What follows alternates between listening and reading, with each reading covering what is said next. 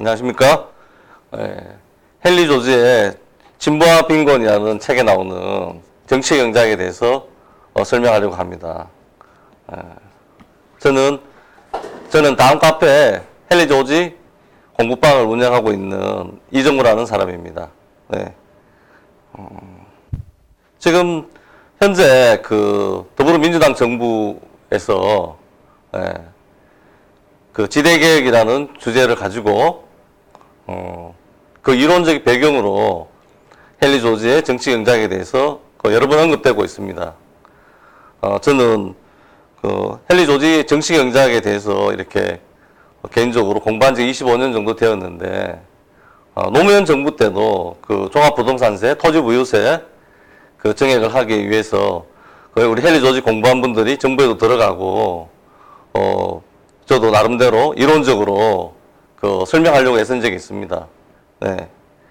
그 헨리 조지의 그 정치 경제학, 진보와 빈곤에 설명되어 있는 그 이론적 기반을 통해서 좀 더 나은 사회를 건설하는데 도움이 되고자 한번 설명해 보려고 합니다.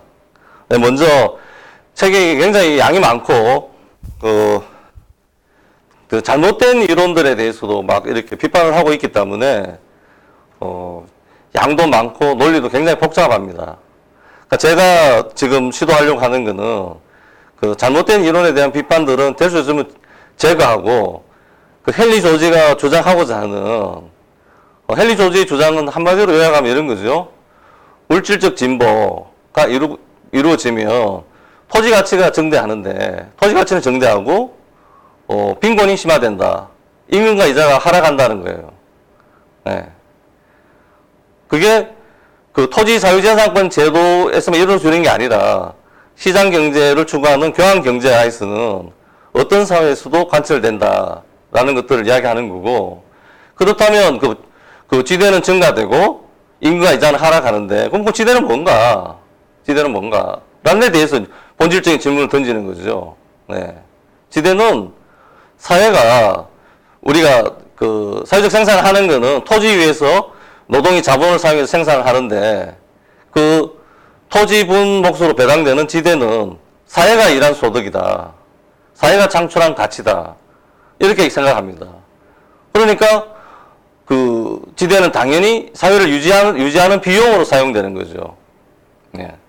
사회가 도로라든지 철도라든지 여러 가지 사회적 시스템, 교환을 위한 시스템, 예를 들면 서울에서 가장 발달한 지하철망 같은 거죠.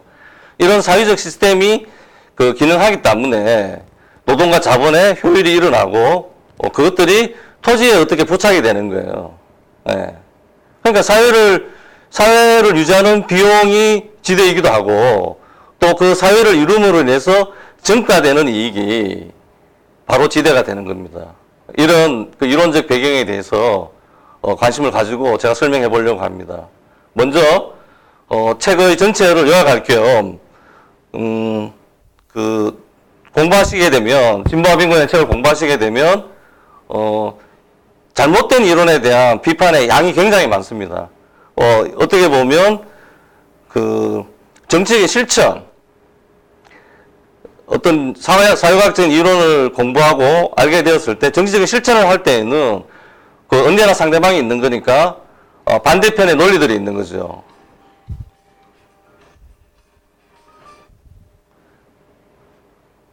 반대편의 논리들이 있는 겁니다. 그 정치적 실천을 위해서는 그 반대적인 이론, 또 잘못된 이론, 어떤 특정 목적을 가진 그 주장들에 대해서 공부할 필요는 있지만, 지금 저하고 이 공부하는 시간에는 헨리 조지가 주장하고 있는 핵심적인 부분을 일단 뼈대를 세우고 나서 다른 부분을 공부한다는 그런 순서에 따라서 헨리 조지의 정치 경제학의 뼈대되는 부분을 위주로 공부해 보도록 하겠습니다.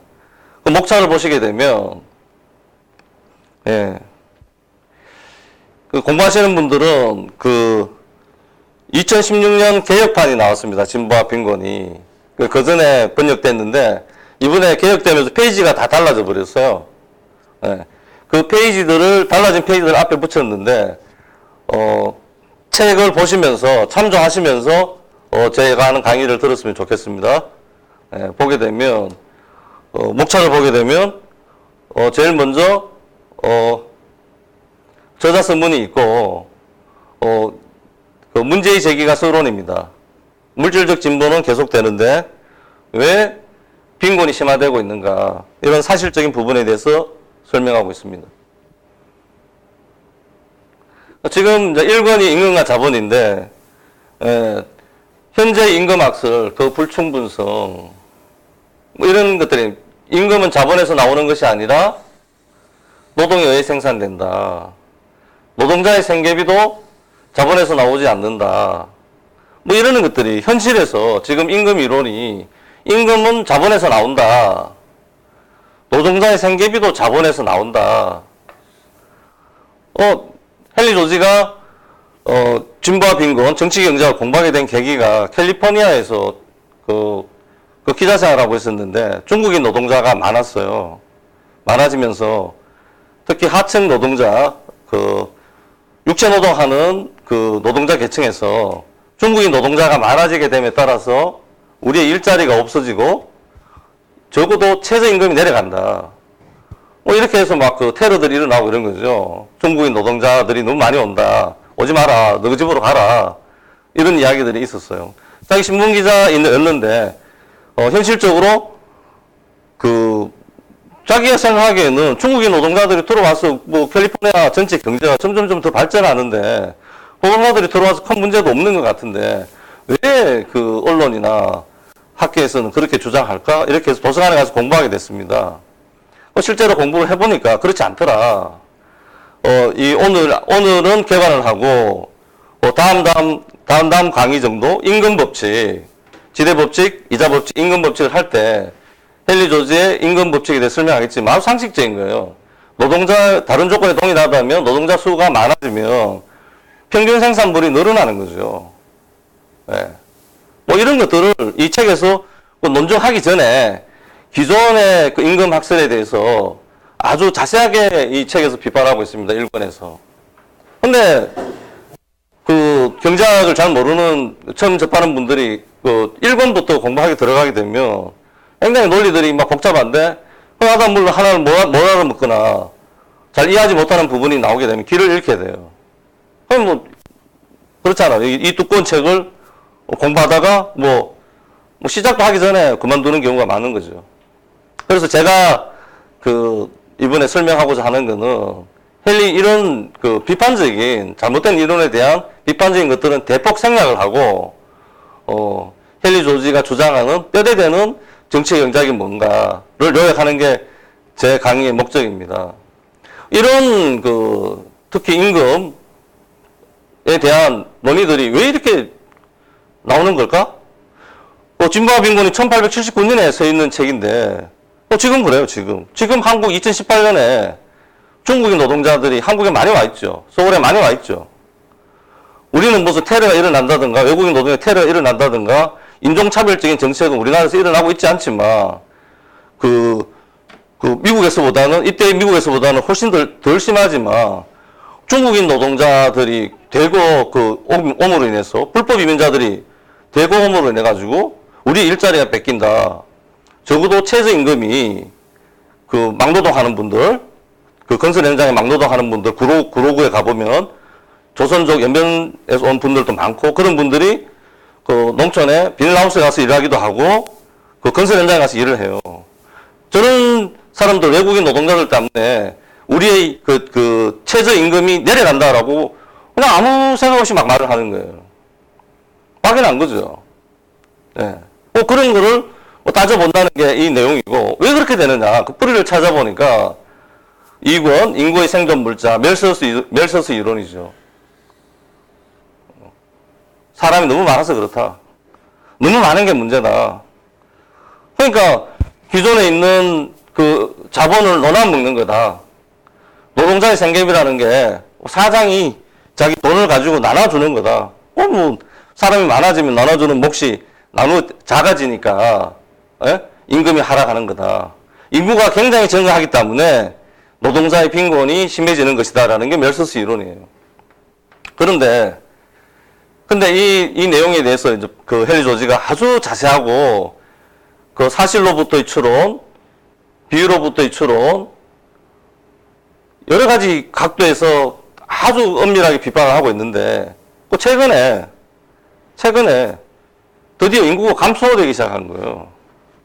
폭발적으로 증가하는 게 아니라 유럽에서 인구가 감소하고 한국에서도 인구가 감소하는 게 지금 현실의 문제가 되어 있습니다. 뭔가 하면 제가 50대인데 제가 어렸을 때 그 뭐 정관 수술하고 예비군 훈련 가면 저희 뭐 아버지 세대죠. 뭐 예비군 훈련 가면 정관 수술하면 집에 빨리 보내주고 그 둘만 나 잘 기르자. 나중에는 하나만 나 똑똑하게 기르자 이런 게 나왔지만 지금 제 이런 그 설명을 들으면은 둘만 나 잘 기르자 이러면은 정반대로 들을 거예요. 애를 너무 많이 낳으니까 30년 전에는 애를 너무 많이 낳으니까 둘만 나 잘 기르자라고 정부에서 캠페인 했어요. 지금은 그 인구 증가율이 인구가 감소하고 있기 때문에 둘만 낳는 사람에도 엄청난 거지. 셋을 낳으면 상을 주고 둘만 낳아도 굉장한 거고 결혼을 하지 못하고 애를 낳지 못하는데 지금 문제가 이런 세월이 온 거예요. 예. 제가 어렸을 때는 둘만 낳아 잘 기르자 이러는 말이 지금 제 이 설명을 듣는 20대나 30대는 둘이나 낳으란 말이야? 이렇게 들리는 거예요. 우리 어렸을 때는 너무 많이 낳으니까 둘만 낳고 그만 낳아라 뭐 이런 이야기였어요. 현실이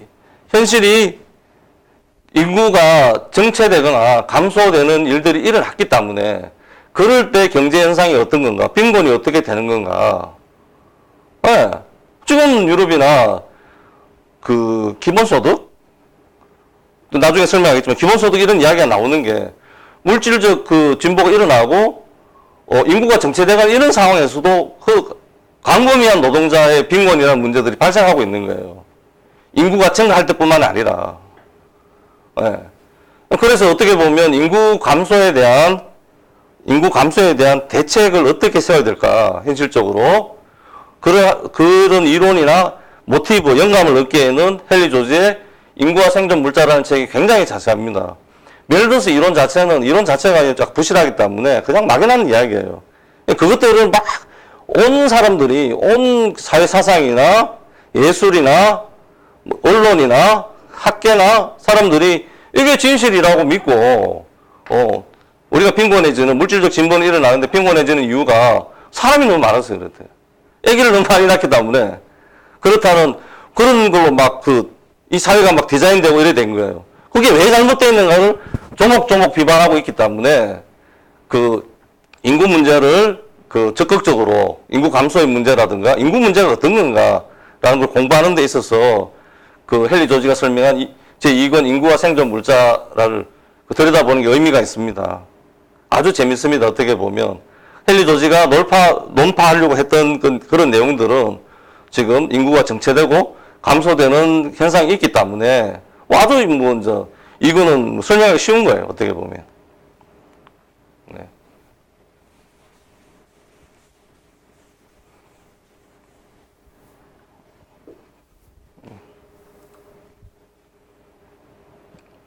네, 주요 앞에 내용이 멜서스 이론의 부정이에요. 혼자서 이 진보와 빈곤을 읽게 되면, 멜서스 이론의 부정 여기까지 오면 지쳐가지고 공부를 못 합니다. 어떻게 보면. 너무 이렇게 수학적이라 그래야 되나? 논리 정연하다 그래야 되나? 막 사실을 들어서 설명하고 막 시시콜콜이 따지고 덤비기 때문에 그걸 다 따라가면 괜찮은데, 가다가 이렇게 조금만 이렇게 잊어먹게 되면, 영어 문장 읽다가면 몇 문장 모르게 되면 무슨 말인지 모르니까 집어던지는 것처럼 그런 식의 어려움이 있습니다. 예. 핵심적인 내용은, 헨리 조지의 핵심적인 내용은 제 3권이죠. 지대와 지대 법칙, 이자 법칙, 임금과 임금 법칙, 법칙 간의 연관성과 일관성. 그런 거죠.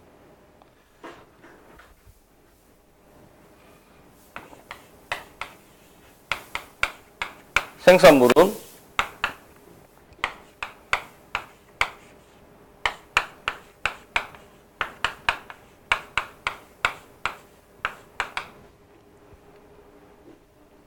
생산물은 지대 더하기 임금 이자로 구성되어 있는데 생산물 그래서 지대를 빼면 임금과 이자다. 토지 위에서 지금 정치경제학은 헨리 조지의 정치경제학은 그 개별 경제 주체를 상정하고 있지 않아요. 정치라는 말 자체가 원래 정치경제학이라는 말, 그 케인의 중동학파 원래 생겼던 말이 그 사회적 비용을 어떻게 조달할 것인가라는 게 정치라는 뜻이에요. 사회적 비용을 어떤 식으로 누구에게 얼마만큼 징수해서 어떻게 사용할 것인가가 정치의 핵심적인 거예요. 그 교환 경제가 발전하면서 그 경제학적인 것들하고 결합이 된 거죠. 네. 지금 이 말을, 이 생산물이라는 게, 그 우연히 케인의 그 중농학파하고 헨리 조지가 비슷한 결론에 도달하게 됐는데, 순생산물이라는 이런 뜻이에요. 순생산물. 네. 제 강의가 계속되면, 이런 지금 설명하는 것들이 다 파트로 나눠져서 따로따로 자세하게 제가 설명하겠지만, 지금은 전체를 개관하는 겁니다. 헨리 조지 정치경제학의 핵심적인 부분이 분배의 법칙에 있는데, 이 사회 전체적인 순생산물이 지대와 임금과 이자로 나누어지고, 생산물에서 지대를 뺀 것이 임금과 이자다. 이게 뭐 기본적인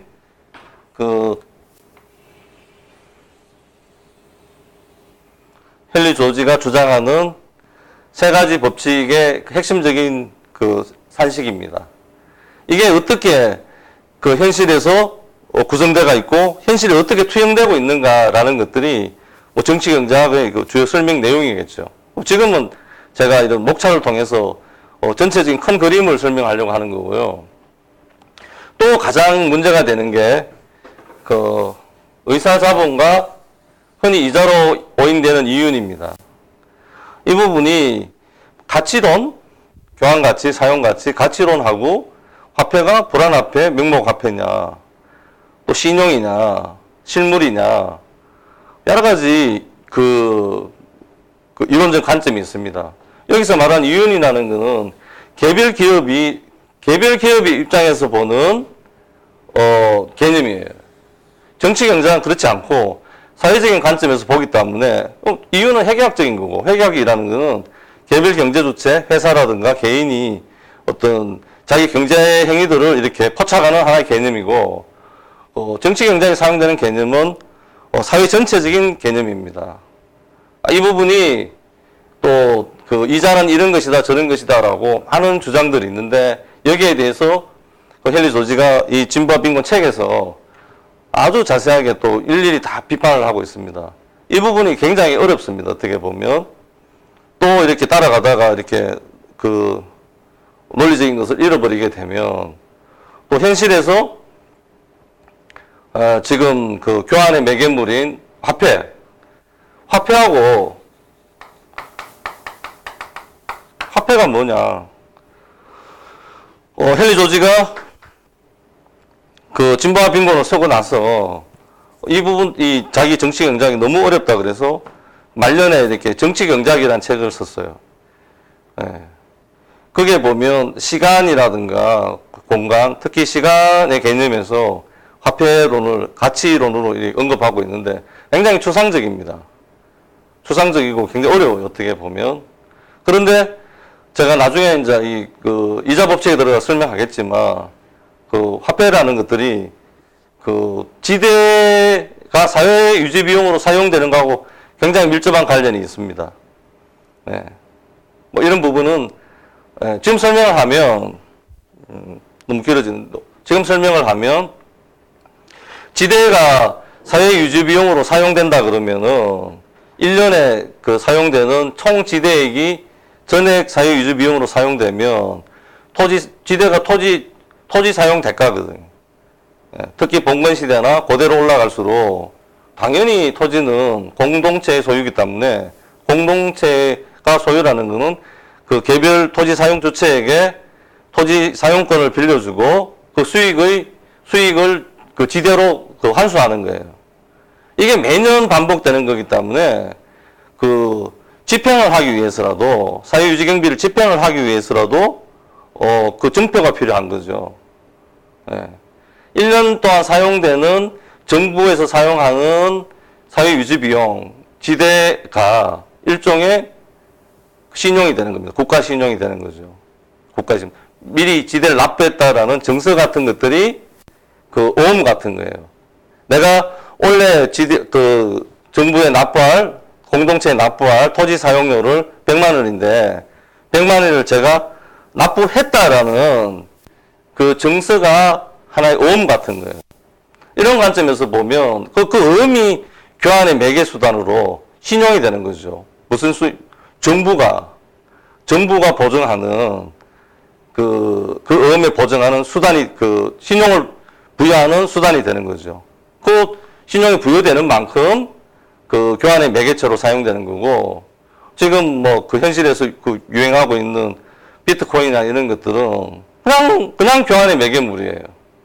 예, 더 복잡한 것들이 있겠지만, 누구도 신용하지 않는, 예, 원래 화폐는 사회유지 비용인 지대를 정부가, 공동체가 관리하기 때문에 그만큼의 신용이 창출되는 거예요. 보증하는 거죠. 보증하는 거. 그 증표가 오음처럼, 화폐처럼 사용됐던 것들인데, 예, 거기에서 교환의 매개수단만 남아서 비트코인 같은 지금 엄청나게 폭발하고 있는데, 그 원금을 보장할 수 있는 어떤 신용이 없는 거예요. 신용이. 예. 되게 더 나가게 되면 화폐론이 되고, 현실에서는 그래서 아무 근거 없이 정부가 마구잡이 화폐를 찍어내서 어마어마한 인플레이션이 일어나는 일들이 역사적으로 많이 있었습니다. 네.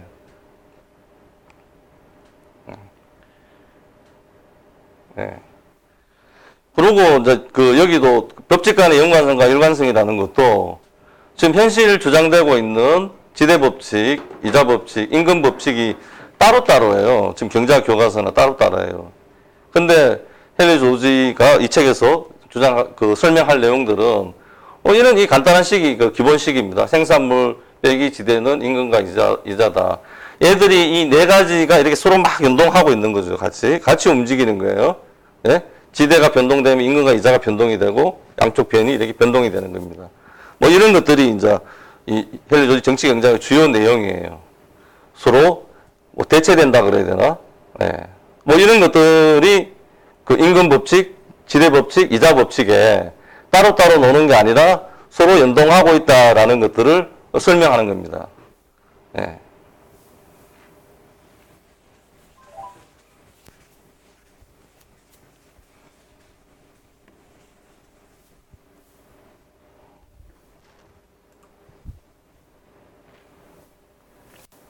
다음이 이제 제4권이 이제 물질적 진보가 부의 분배에 미치는 효과. 이 물질적 진보는 크게 두 가지로 구성이 되는 거죠. 하나는 인구 증가, 하나는 기술 개선. 또 물질적 진보에 의해서 생기는 기대의 효과. 제가 특별히 이런 헨리 조지의 진보와 빈곤에 대한 정치 경제학적인 이론의 핵심적인 부분을 이렇게 동영상으로 촬영해서 이렇게 설명하고자 하는 목표가 어떻게 보면 4권에 있습니다. 헨리 조지가 1879년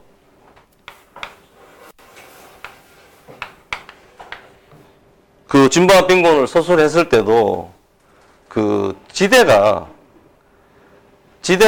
사회적 가치인 지대가 개인이 가지는 지대 사유제라는 어떤 사회 시스템이 막 확대되고 있는 시대예요. 여기서부터 이제 보편적인 이런 주류 경제학이나 그냥 도서관에서 보는 책의 설명들하고 많이 다를 겁니다. 헨리 조지는 안에서 아주 다양한 논거를 대고 있습니다. 이 책이 굉장히 풍부한 설명을 갖고 있습니다.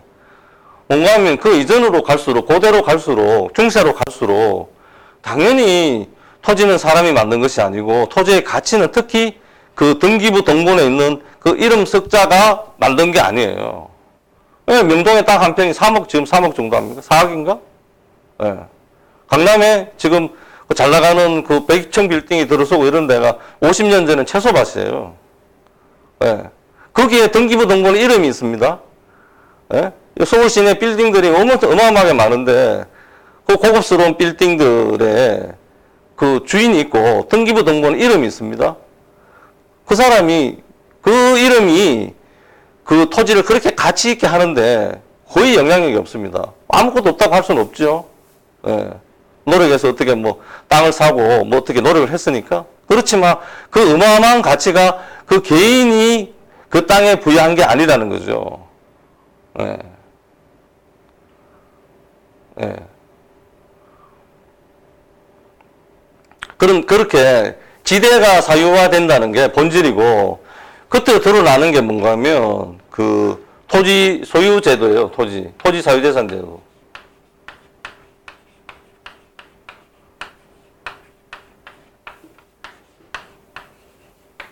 옷 같은 거고, 사실은, 그 책에서 설명하거나, 그, 토지 자체를 소유하는 것은 하나의 어떤, 그, 2차적인 현상이고, 본질적인 게, 토지를 개인이 가지거나, 국가가 가지거나, 누가 가지거나 간에, 그 지대를 누가 가지느냐. 이게 핵심적인, 본질적인 부분이에요. 그런데, 그 지대를 개인이 사유화하는, 급격히 사유화되고 있는 1879년에 진보와 빈곤의 책을 썼는데, 이때의 사회 현실은 지대 자체가 100% 등기부 등본 이름이 다 가져가는 게 아니에요. 토지 제도는 굉장히 복잡하고, 실제로 그 본질을 깠을 때 지대가 어떻게 분배되고 있는가는 아주 다양합니다. 역사적으로 다양하고. 우리나라도 그 토지 사유재산 제도 국가이지만 지대가 전액 지주들이 다 가져가는 게 아니에요. 토지에 굉장히 공적 규제들이 많이 있고, 또 그 자기들의 기득권을 유지하기 위해서라도 토지로부터 나오는 지대를 사회를 위해서 사용하는 거죠. 자기를 위해서 사용하는 게 뭐 어떻게 보면 사회를 위해서 사용하는 것도 되죠. 그리고 광범위한 국공유지들이 있고, 토지에 대한 어떤 그 사용 이익에 대한 광범위한 헌법에서부터 개별 법률에 이르기까지 광범위한 제한이 있기 때문에 토지 사유재산 제도 하이지만 지대가 전에 그 등기부 등본 이름이 다 가져가는 건 아니에요. 예. 이런 현실적인 백그라운드에서 보면 지금 제가 너무 말이 길어졌는데 핵심적인 게 그거예요. 제가 이렇게 오늘 설명하려고 하는 거는 지대를 개인이 가져가는 제도 하에서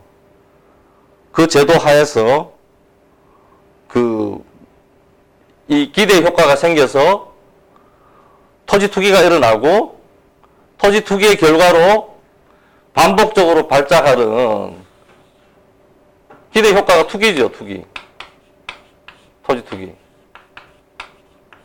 토지 투기가 일어나고 반복적으로 발작하는 산업 불황이 일어나고 여기에서 빈곤이 더 말로 할 수 없을 정도로 심해지는 거죠. 그 공황이 일어났을 때.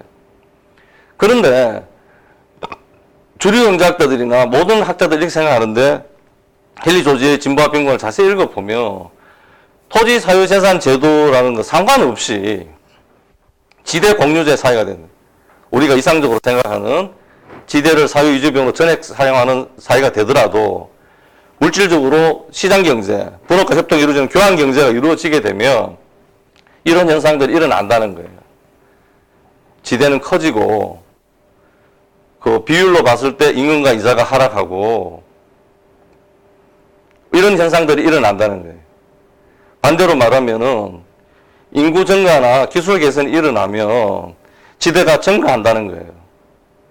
노무현 정부 때 토지 보유세를 정액했었는데 그 비합리적인 토지 투기를 잡고 토지 시장이나 부동산 정책, 합리적인 정책을 도입하고 사회 전체적으로 경제가 발전하게 되면 지대는 커지고 정상적인 지대는 커지고 비율로 봤을 때 임금과 이자는 줄어드는 거예요. 뭐 이런 것들이 이 이야기가 그 헨리 조지 정치 경제학의 핵심적인 부분입니다.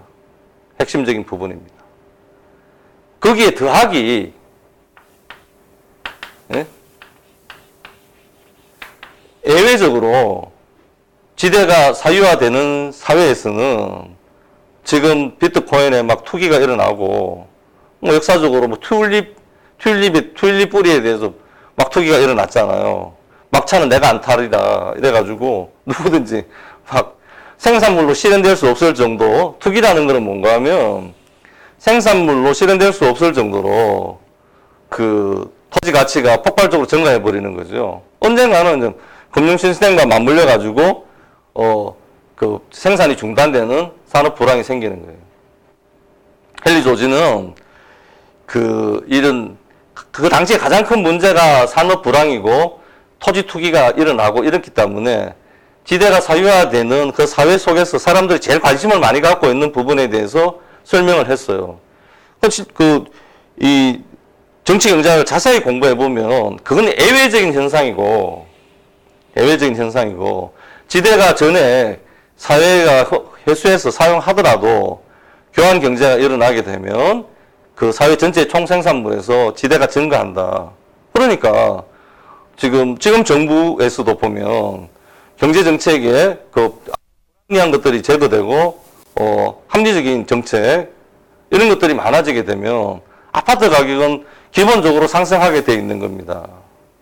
이게 본질적인 큰 흐름이고 그게 딸려져서 나오는 그 지대가 개인에게 너무 사유화될 때에는 그 법을 생산물로 실현될 수 없는 거품 같은 투기적인 가격이 플러스 되는 거죠.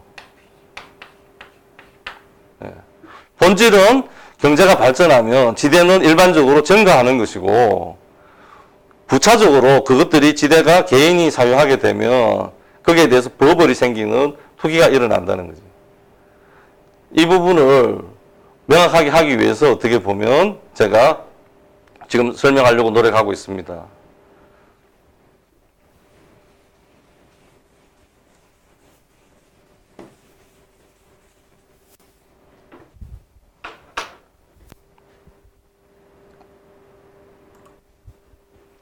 네.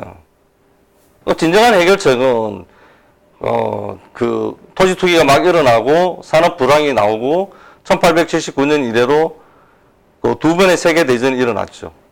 어마어마한 사람들이 죽는 서로 경제 공동체들이 이렇게 다 커져서 이렇게 하나의 큰 조화로운 세계를 이룩하는 것이 아니라 A 블록, B 블록이 이렇게 사람을 다 죽여버리는 어떻게 보면 경제를 다 파괴하는 뭐 이런 일들이 일어났습니다. 그 일어나기 전에 헨리 조지가 말하는 진정한 해결책은 토지를 common property, 공동재산으로 만들어야 된다 이랬는데 지금 제가 요약을 하는 거고 아까 생산물이 빼기 지대가 임금과 이자다. 이게 그 헨리 조지 정치 경제학의 기본식이라고 했는데, 예. 얘는 이제 인간이 만든 어떤 생산한 물질 같은 것들인데, 토지는 이 부가 아니에요. 그러니까 진정한 해결책이라는 게 어떻게 보면 토지는 재산이 아니에요.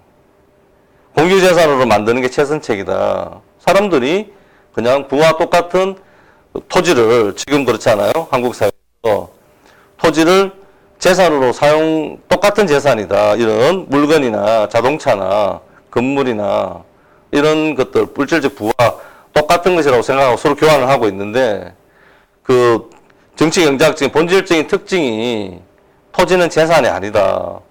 뭐 이런 그 설명이 있습니다. 그 미국 1879년 당시의 진정한 해결책은 토지를 공유재산으로 만드는 것인데, 더 이론적으로 엄밀하게 말하면 지대를 사유유지 비용으로 사용하는 거죠. 토지의 사용 대가를 공유화하는 게 진정한 해결책이라고 해석할 수 있습니다.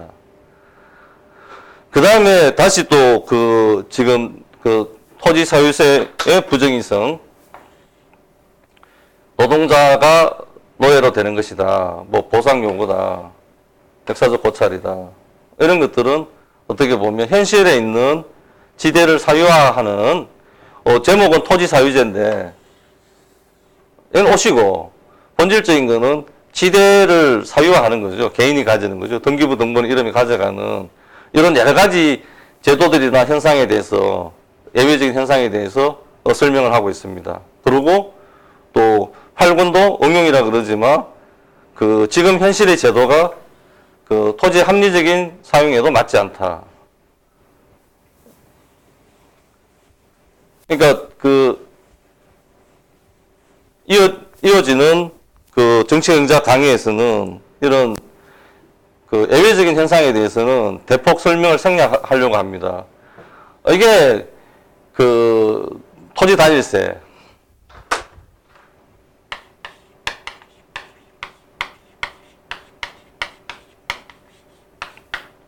헨리 조지의 정치적인 주장이 한마디로 요약하면 이 당시에 1879년 당시에 헨리 조지의 정치적인 주장이 토지 단일세예요. 토지에 대한 토지의 사용 대가에 대한 토지 사용 대가를 조세로 포착해서 전액 사회가 회수해서 사용하자. 그 대신에 임금과 이자에 대한 세금은 감액하자. 한 번 더 적어야 되겠네요.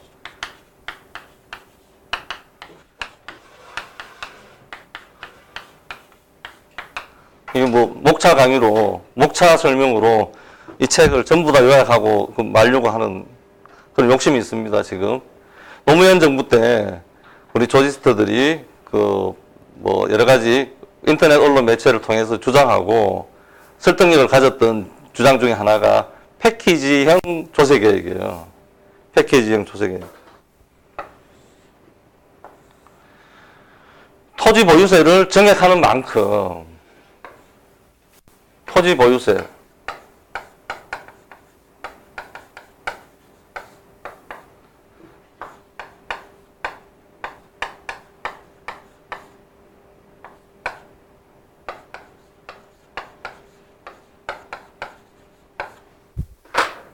이 산식에서 토지 지대를 사회가 회수하는 만큼 토지를 갖고 있는 자체에 대해 토지 보유세를 정액하는 만큼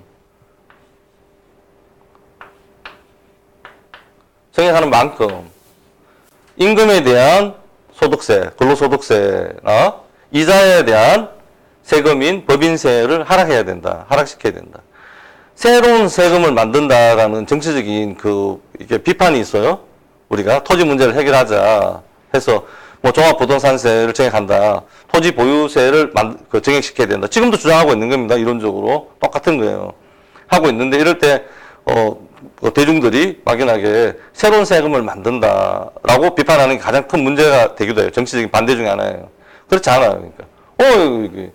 생산물 마이너스 지대는 임금과 이자인 것처럼 사회 유지 비용 필요하다 그러면 사회 유지 비용이 있어요.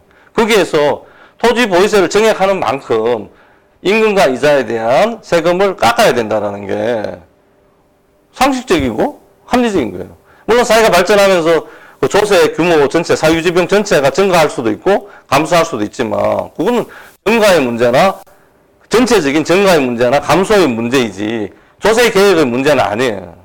우리가 근본적인 우리 현실적인 해결책이라는 걸 주장할 때, 그럼 어떻게 할 거냐? 뭐 전체를 한꺼번에 전부 다 지대를 400조 원 이상 추정되고 있는 그 지대를 전액 전부 다 그 정부가 가져가겠다는 말인가? 아니죠. 그거는. 그래 될 수가 없는 거죠. 현실적으로. 가장 현실적인 게 이런 거예요. 토지 보유세로 분류될 수 있는 여러 가지 세금들이 있어요. 전형적인 세금들. 그럼 우선순위를 정해서 그 정치경제학적 지대에 가까운 세금들을 정액시키고 이쪽에도 국회나 지금 지방 정부에서 지방세를 거둘 수 있는 법률적으로 거둘 수 있는 근거를 마련하자는 게 그 개헌 요구 중에 큰 하나예요. 그 대통령 어떻게 뽑느냐 이런 그 권력의 배분이 그 의미 있는 게 아니라 개헌을 추진하는 동인 중에 하나가 지방이 너무 지금 막 서울은 너무 커지고 지방이 너무 막 뭐 면이나 군이 없어지는 뭐 면만 없어지는 게 아니라 군이 막 없어지기 때문에 지방 정부에서 자기들이 조세를 거둘 수 있게 해야 된다. 헌법적인 근거를 마련하자. 지금 지방 정부에 조세를 거둘 수가 없어요. 조세 법률주의 때문에. 그렇다고요. 토지 보유세, 토지 비싼 땅은 다 서울에 있죠. 토지 보유세를 정액하는 만큼 소득세와 법인세를 국회나 지방정부 차원에서까지도 우선순위를 정해서 의논해서 감액시키는 거예요. 무조건 다 감액시키는 게 아니라 뭐 중소기업 먼저 감액할 수도 있고 노동자들, 가난한 노동자들 최저임금제도 중요하지만 가난한 노동자들이 그 물고 있는 근로소득세를 줄여주는 것도 하나의 방법이라고. 이런 게 상식이라고. 이런 게 상식인 이유를 헨리 조지의 정치경제학의 가장 기본되는, 이게 뭐 어린애 장난 같은 산수식 같지만 이게 사회를 보는 가장 기본적인 틀이에요. 이런 것들을 이 책에 아주 자세하게 이렇게 저렇게 막 분리해서 설명하고 있는 겁니다. 현실적으로 토지 보유세를 정액시키면 새로운 세금을 만드는 게 아니고 사회는 하나니까 사회 유지 비용이 딱 정해져 있는 거잖아요. 이 사회 유지 비용을 토지분 지대에서 많이 걷으면 정치 경제, 정치라는 게 그런 거예요. 정치. 사회 유지 비용을 어떻게 걷고 어떻게 쓸 것인가가 정치예요. 원래 포리티카의 뜻이라고. 토지 보유세를 정액하는 만큼 임금과 이자, 소득세와 법인세를 깎아주는 게 상식인 거예요. 특별한 무슨 뭐 조삼모사 같은, 사탕발림 같은, 이런 뭐 개병 같은 이런 논리가 아니라 아주 상식적인 정치 경제야. 사회유지 비용을 회수하고 사용하는 데 있어서 경제학적으로 의미가 있어야지. 사회 건전한 생산을 파괴하지 않으면서 합리적이어야 되는 거죠. 합리적인. 그런 겁니다. 예를 든 게 이 조세, 토지 단일세라는 게 이 극단적으로 나가게 되면 지대에서 모든 세금을 걷고 임금과 이자에 대한 세금은 전액 다 없애자. 왜? 임금과 이자는 개인이 가지는 거고 지대는 사회가 창출한 소득이니까. 사회를 유지시키기 위한 비용은 사회가 창출한 소득에서 나와야지. 임금과 이자는 내가 일을 하면 내 소득이 되고 내가 일을 안 하면 소득이 안 되는데 일을 많이 하면 세금을 많이 내잖아요. 지금. 상식적으로도 맞지 않고 그런 논증들이 이 책에 가득합니다. 네.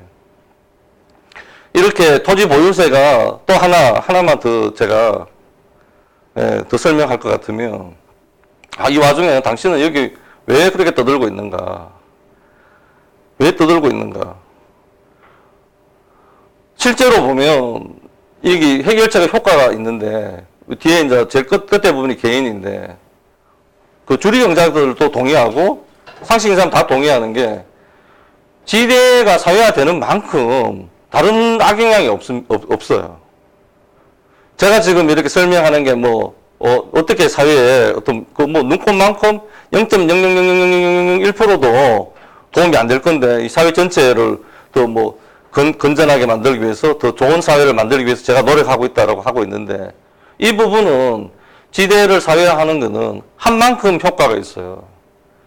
노무현 정부, 2003년 노무현 정부 때는 토지 보유세 정액이 너무 미미해가지고 어떻게 보면 지주들이 환영하는 정책이 돼버렸어요. 지주들도 아까 앞에서 본 것처럼 토지 투기가 너무 많이 일어나서 이렇게 막 금융 시스템이 혼란스럽고 갑자기 급락하고 이런 것들을 피하고 싶어 하거든요. 정상적인 어떻게 보면 토지 가격이 유지되기를 원한다고요. 토지 보유세 정액이 너무 적어가지고 어떻게 보면 토지 가격만 전체적으로 상승시키고 지대를 개인이 가져가는 사회 구조에 어떤 영향을 미치지 못했다. 이론적으로는 이야기했을지 몰라도 실질적으로는 영향을 미치지 못했다고 저는 평가하고 있습니다. 네.